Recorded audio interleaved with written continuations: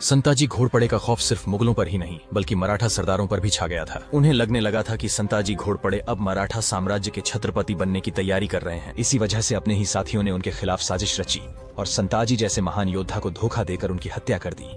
लेकिन ये सिर्फ एक शुरुआत थी। इसके सिर्फ 4 साल बाद मराठा छत्रपति राजाराम महाराज लगातार युद्धों और संघर्ष के कारण बीमार पड़ गए और 3 मार्च 1700 को सिंहगढ़ में उनका निधन हो गया। मराठा साम्राज्य अब खत्म होने की कगार पर था। पूरे हिंदुस्तान में अब सिर्फ 2 ही ताकतें बची थीं, मराठा और मुगल।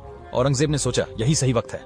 उसने लाखों की सेना के साथ मराठों पर ताबड़तोड़ हमले शुरू कर दिए और मराठा साम्राज्य अब कुछ ही प्रदेशों तक सिमट चुका था। लेकिन इस नाजुक घड़ी में मराठों की कमान संभाली छत्रपति राजाराम महाराज की पत्नी महारानी ताराबाई ने।